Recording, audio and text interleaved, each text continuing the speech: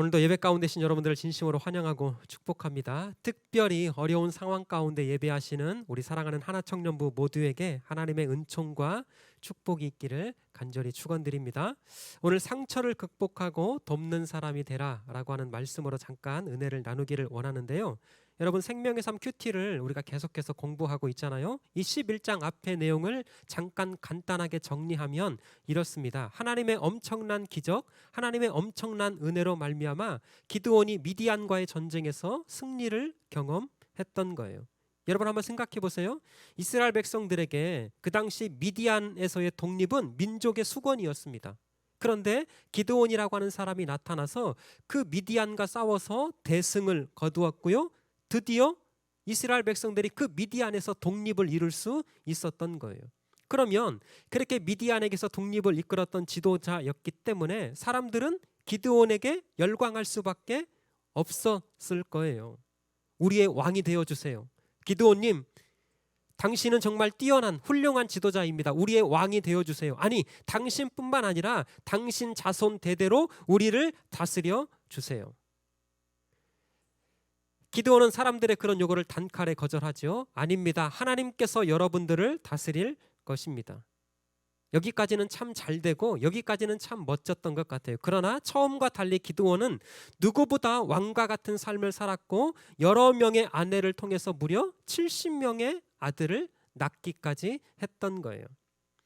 그 중에 기드온이 첩을 한 사람 두고 있었는데 그 첩의 소생으로 태어났던 아들이 뜻밖에도 아비멜렉이라고 하는 아들이었습니다. 이 아비멜렉이라고 하는 이 사람이 왕이 되고자 세겜 사람들과 의기투합해서 기드온이 낳았던 형제 70명을 한꺼번에 다 죽여버린 거예요. 그렇게 왕이 되었고 잘 지내는 듯 했지만 하나님께서 악한 영을 보내셔서 세겜 사람들과 이 아말렉 사이에 분열을 일으키셨고 결국 한 여인이 던진 맷돌에 맞아 허무하게 이 아비멜렉까지 죽음을 맞이하게 됩니다. 그러니까 제가 말씀드리고 싶은 것은 이거예요. 아비멜렉이라고 하는 이 한 사람을 통해서 이스라엘 백성들은 분열될 수밖에 없었어요. 분열의 결과물은 사람들의 마음 가운데 상처를 남길 수밖에 없었죠. 그런데 하나님께서 그런 이스라엘 백성들에게 또다시 야일과 돌라라고 하는 사사를 보내셔서 45년 동안 긴 치유의 시간을 허락해 주셨다. 이것이 앞의 내용이거든요. 여러분 한번 생각해 보세요. 한 사람의 아픔, 한 민족의 상처를 치유하기 위해서는 적어도 한 세대가 필요한 것 같아요. 성경에서 40년이라고 하는 이 숫자는 한 세대를 의미한 것이거든요. 그러니까 그만큼 오랜 시간이 필요하다라는 거예요. 아비멜렉으로 말미암아 받았던 이스라엘 백성들의 상처가 40년의 그 오랜 시간을 통해서 드디어 회복되고 치유되는 것 같아 보였어요. 그런데 앞불사 또다시 이스라엘 백성들이 하나님을 잊어버리고 죄악에 빠지고 맙니다. 그렇게 18년 동안 암몬이라고 하는 백성이 또다시 이스라엘을 괴롭히고 또다시 이스라엘 백성들을 고난스럽게 만들었어요. 어떻게 했을까요? 이스라엘 백성들이 또다시 하나님 앞에 부르짖습니다. 하나님 도와주세요. 하나님 살려주세요. 그렇게 이스라엘 백성들의 고통의 소리를 들으시고 하나님께서는 드디어 8번째 사사인 입다를 보내주시는 내용이 오늘 우리가 읽었던 본문의 말씀이에요. 그렇다면 오늘 11장의 이 말씀은 어떤 내용일까? 한마디로 정리하면 입다가 어떻게 사사로 세워지게 되었는가라고 하는 것을 보여주고 한마디로 상처받았던 입다가 어떻게 그 상처를 이기고 그 상처를 극복하고 다른 사람들을 돕고 치유하는 사람으로 변화될 수 있었는가를 보여주는 것이 오늘 우리가 읽었던 본문의 말씀이거든요. 한번 잘 들어보세요. 1절부터 3절은 입다의 출생에 대해서 기록하고 있습니다. 여러분 우리가 읽었기 때문에 다시 읽지는 않을게요. 1절에서 3절에 보면 입다는 정말 힘들고 어려운 삶을 살았던 것 같아요. 왜냐하면 지금도 마찬가지지만 고대 당시 지금으로부터 3000년 전에 여러분 오늘 본문의 1절에 보면 첩의 기생이라고 이렇게 소개하고 있지만 사실 원문을 그대로 번역을 하면 기생이 아니라 창녀였어요. 그러니까 입다라고 하는 이 사람은요 창녀의 아들이었어요. 그러니까 다른 사람들에게 멸시받을 수밖에 없었죠. 다른 사람들에게 천대받을 수밖에 없었습니다. 아니 심지어는 같은 아버지를 모시고 있었던 다른 형제들에게 마저 야, 너 같은 사람 필요 없다. 그렇게 소외받고 환영받지 못했던 사람이 오늘 본문의 주인공으로 등장하는 입다였거든요. 그런데 2절 3절에 보니까 그런 본처의 아들들이 입다를 쫓아냅니다. 왜 쫓아냈을까요? 입다는요, 비록 출신이 미비했어요. 출신이 창녀의 몸에서 태어난 그런 사람이었습니다. 그럼에도 불구하고 입다는요, 무언가 다른 비범한 사람이었던 것 같아요. 1절에 보니까 이렇게 소개하고 있습니다. 길르앗 사람 입다는 큰 뭐였다고요? 용사였으니. 중요한 단어예요. 그러니까 생각해 보세요. 사랑하는 청년부 여러분. 그 본처의 아들들이 입다를 쫓아냈는데 만약 입다가 평범한 사람이었다면 쫓아냈을까요? 쫓아내지 않았을까요? 예, 내버려 두죠. 관심도 없고 신경도 안 쓸 거예요. 그런데 입다는 출신이 조금 그랬지만 무언가 특별한 사람이었던 것 같아요. 그래서 입다를 어찌할까? 그냥 놔둬? 별 볼 일 없는 사람이면 그렇게 여겼을 텐데 비범한 사람이고 무언가 특별하고 능력이 많았던 사람이었기 때문에 형제들로 인해서 입다가 쫓겨난 거예요. 사랑하는 하나청년부 여러분, 마찬가지입니다. 하나님의 능력으로 저와 여러분들이 부르심을 받았기 때문에 세상 속에서 박한 대우를 받고 있는 거예요. 저와 여러분들이 별것 아닌 존재라면 관심도 없습니다. 저와 여러분들이 세상 속에서 무언가 특별한 존재, 하나님이 함께 하시고 하나님의 거룩한 영이 저와 여러분들과 함께 하시기 때문에 세상 속에서 예수 믿는 저와 여러분들이 손가락질 당할 수 있고요. 예수 믿는 저와 여러분들이 세상 사람들부터 멸시와 천대와 박해를 받을 수 있어요. 그것 자체가 저와 여러분들이 특별한 사람이다라고 하는 것을 우리가 인정했으면 좋겠습니다.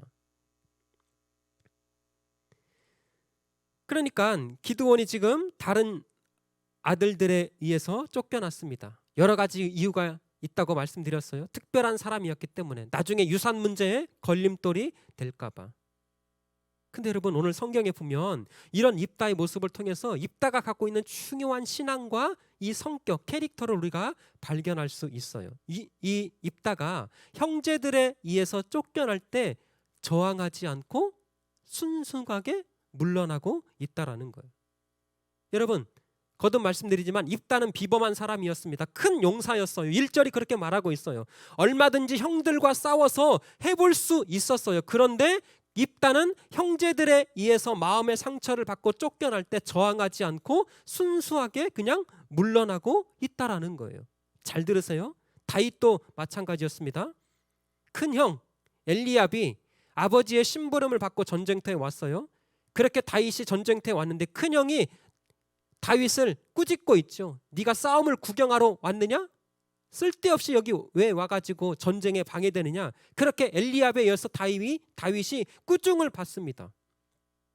그런데 성경에 보니까 다윗이 그런 그 형과 싸웠다라고 하는 내용이 있나요? 없어요. 왜? 중요합니다.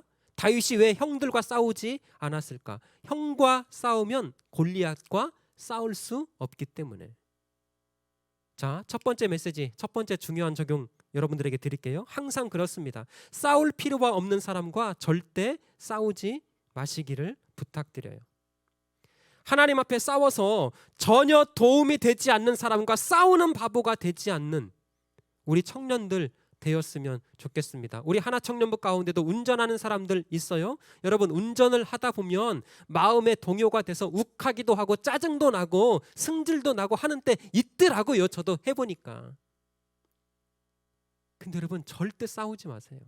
싸울 필요가 없는 사람, 싸울 필요가 없는 상황에 그것 때문에 싸워서 내 인생이 망가지고 내 신앙의 영성이 잘못된 그런 방향으로 흐르지 않는 그런 어리석은 바보가 되지 않기를 축복합니다. 여러분 형들이랑 싸워서 뭐 하겠어요? 다윗이 형들과 싸우지 않고 골리앗과 싸워서 이겼더니 엘리압은요 성경에서 그날 이후로 싹 사라졌어요. 마찬가지입니다. 입다가 형들이랑 싸우지 않고 조용하게 물러납니다. 형들이 아무리 입다에게 상처를 주려 해도 상처받지 않았어요.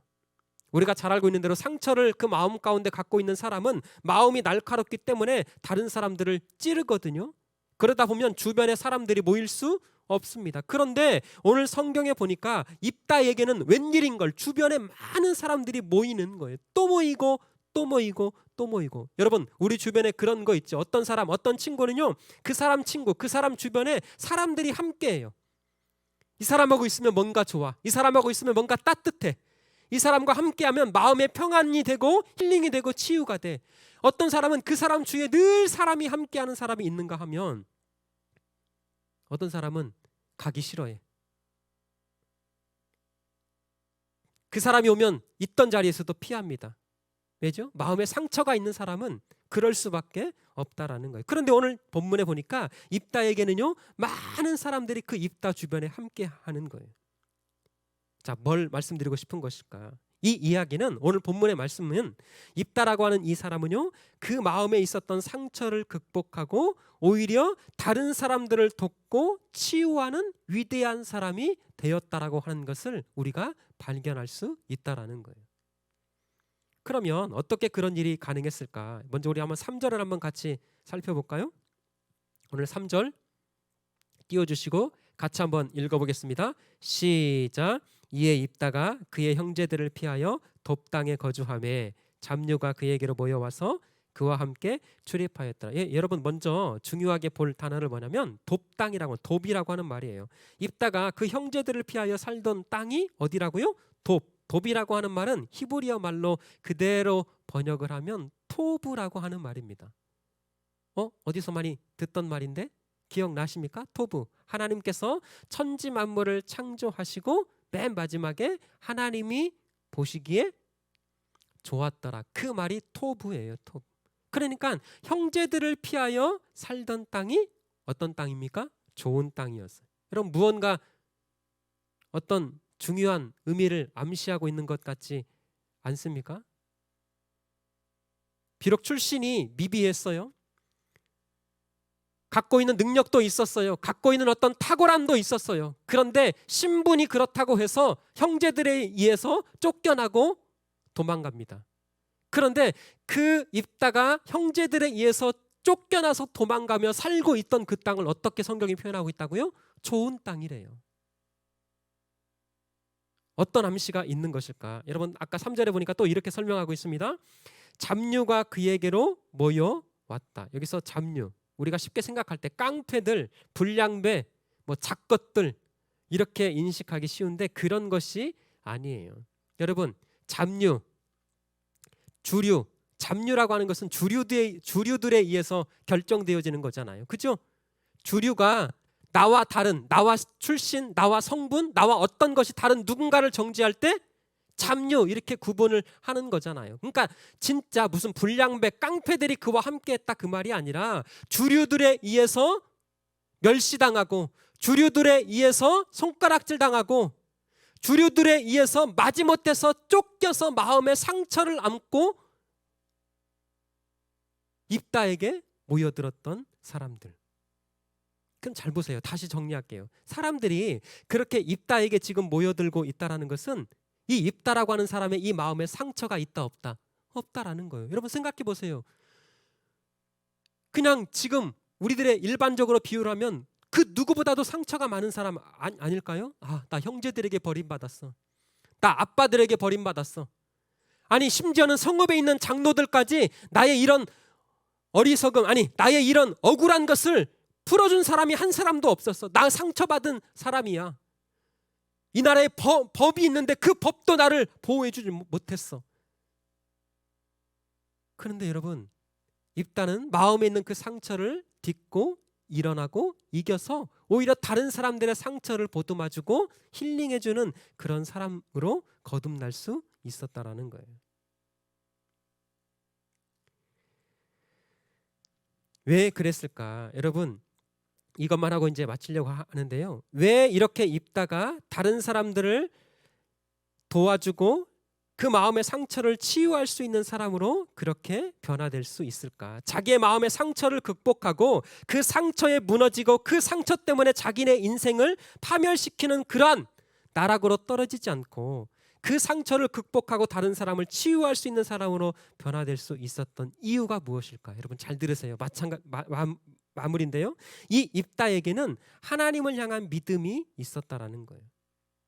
믿음이라고 하는 이 히브리 단어가 에무나라고 하는 것인데 견디는 것, 인내하는 것, 곧 하나님의 때가 이를 때까지 다투지 않고 견디는 것, 이것을 히브리 말로 에무나, 믿음이라고 그래요.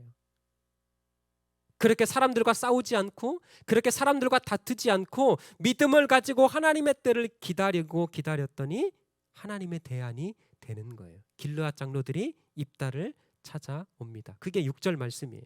자, 빠르게 한번 읽어볼게요. 입다에게 이르되 우리가 암몬 자손과 싸우려 하니 당신은 우리의 무엇이 되라? 장관이 되라. 여러분, 이 장관이 되라 이 말은 이례적인 지도자를 말하는 거예요. 이 전쟁에서만 우리의 지도자가 되어주세요. 입다가 좀 시큰둥하죠. 그랬더니 다시금 8절에서 이렇게 말을 합니다. 8절 한번 보세요. 그러므로 길르앗 장로들이 입다에게 이르되 이제 우리가 당신을 찾아온 것은 우리와 함께 가서 암몬 자손과 싸우게 하려 함이니 그리하면 당신이 우리 길르앗 모든 주민의 뭐가 되리라? 머리가 되리라. 일시적인 지도자 아니고요. 우리의 진짜 지도자 왕이 되어주세요. 그렇게 다시금 바뀌는 거예요. 완전한 지도자로 인정을 하겠습니다. 그랬더니 이 입다가 이제 어떻게 반응합니까? 자, 마지막 10절이에요. 길르앗 장로들이 입다에게 말하되 여호와는 우리 사이에 무엇이니? 증인이시니. 여러분 꼭 빗줄을 좀 쳐놓으세요. 여호와는 우리 사이에 증인이시니. 오늘 사실 말씀의 핵심이에요. 11절 같이 한번 읽고 마칠게요. 11절 시작. 이에 입다가 길르앗 장로들과 함께 가니 백성이 그를 자기들의 머리와 장관을 삼은지라. 입다가 미스바에서 자기의 말을 다 누구에게? 여호와 앞에 아뢰니라. 여러분, 여호와는 우리 사이에 증인이시니. 자, 뭘 말하냐면 입다는 자신과 이 길르앗 사람들 이 사이에 누구를 세우고 있어요? 하나님을 세우고 있어요. 여러분, 이 뭐라고 그랬죠? 영어로 그 모니터가 아니고 이렇게 걸러내는 거. 그러니까 입다는 길르앗 사람들에게 이야기할 때 즉통으로 얘기하는 것이 아니라 하나님을 통해서 말씀하는 거예요. 길르앗 사람에게 무언가를 이야기할 때 즉흥적으로 반응하고 즉흥적으로 대답하고 즉흥적으로 자신의 감정을 이야기하는 것이 아니라 하나님 앞에 기도함으로 하나님을 통해서 이야기를 하는 거예요. 걸러지는 거예요.